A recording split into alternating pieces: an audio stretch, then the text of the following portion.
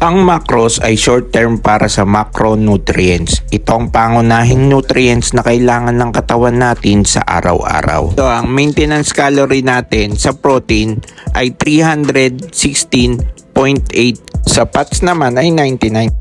Sa carbs naman ay 153.45. Magandang araw po sa inyong lahat. Strap 08, gusto nyo bang masulit ang workout nyo? Kailangan alam nyo ang macros. Tara, pag-usapan natin.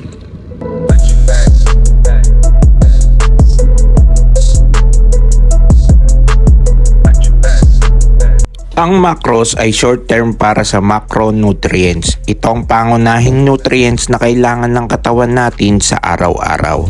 Ito ay sinusukat sa calories. Kailangan ng malaking amount ng katawan natin upang magkaroon tayo ng energy at suporta sa gawain sa araw-araw. Ito ay binubuo ng protein, carbohydrates at fats. Kaya ang mga fitness enthusiast o mga bodybuilder ay kailangang malaman ito. Ang protein ay isang macromolecules na nagbibigay ng amino acid sa pagbuo, pagkukumpuni at pagpapanatili ng muscle. Imagine niyo na nagpapatayo kayo ng bahay at ang mga construction worker ay nagtatrabaho 24/7. Ganon din ang protein sa katawan nyo. Sa madaling salita, siya ang building blocks ng katawan. Pagkatapos ng workout, tumutulong sa muscle recovery. Mahalaga rin siya sa buto, balat, buhok at iba pang mga tissue. Maaari rin kayong tumagal sa pagkabusog. Pwede rin gamitin ng katawan nyo bilang energy. Ang halimbawa nito ay itlog, isda, manok, karne ng baboy at baka, gatas, yogurt, tofu, beans, at munggo. Ang carbs o carbohydrates ay binubuo ng tatlong biomolecules na carbon, oxygen at hydrogen. Ito ang pangunahing source ng energy natin. Kapag kumain tayo nito, ay ginagawa itong glucose ng katawan natin bilang source ng energy sa araw-araw na activity natin, pag-iisip natin at pag-workout. Imagine niyo na ang katawan nyo ay isang auto. Hindi aandar na walang gasolina. Ang gasolinang yun ay carbohydrates. Paki-comment down below kung ano na ang nangyari sa inyo nung nakapasok kayo sa school o trabaho na hindi pa kumakain. May tatlong uri ng carbs: simple carbs, complex carbs at fiber. Ang simple carbs ay mabilis magbigay ng energy, pero mabilis din matunaw sa katawan natin. Kapag sumobra kayo dito, ay maaari kayong magkaroon ng type 2 diabetes. Makikita ito sa prutas, gatas, asukal, at matatamis na pagkain. Ang complex carb naman ay mabagal tunawin ng katawan, kaya tumatagal ang energy niya. Makikita ito sa oatmeal, brown rice, kamote, patatas, mais at whole grain bread. Ang fiber ay isang uri ng carbs na tumutulong na maayos ang digestions at paggalaw ng pagkain sa tiyan. Makikita ito sa gulay, prutas, beans at whole grains. Huwag katakutan ang carbs. Importante ang uri, dami at balanse nito sa pagkain, kagaya ng kanin. Ang fats ay isang mahalagang bahagi ng macros. Hindi ito kalaban, ngunit nagbibigay ito ng mahalagang source ng energy. Kapag hindi natin nagamit ang fats mula sa pagkain, maaaring may stored to sa katawan natin bilang taba at magamit sa ibang pagkakataon. Mahalaga rin ang fats sa paggawa ng hormones. May mga vitamins na kailangan ng fats upang ma-absorb ng katawan natin, kagaya ng vitamin A, D, E at K. May tatlong uri ng fats. Ang una ay unsaturated fats. Karaniwang tinatawag ito na good fats. Ang halimbawa nito ay isda, mani, avocado, seeds at iba pang plant oil. Ang saturated fats naman ay makikita sa matatabang karne, balat ng manok, butter at keso. Ang trans fat naman ay maaaring makita sa highly processed food at mga fried foods. Kaya ang magandang isama sa macros ay unsaturated fats.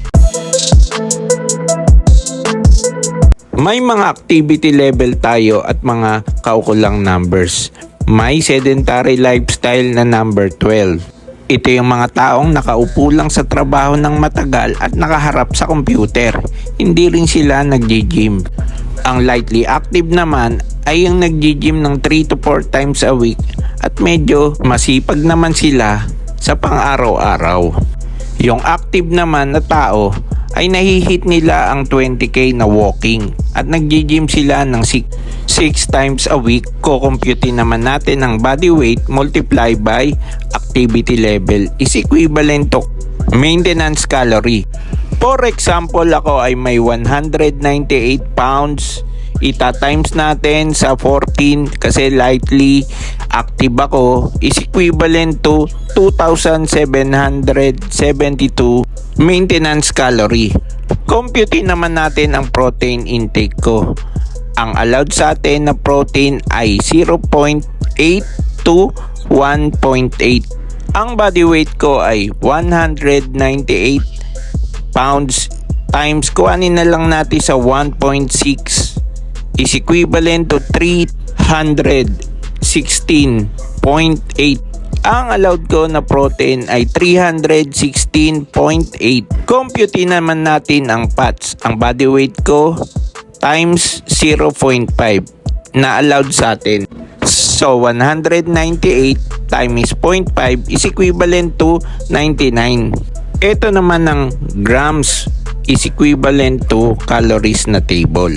Una, carbs 1 gram is equivalent to 4 calories.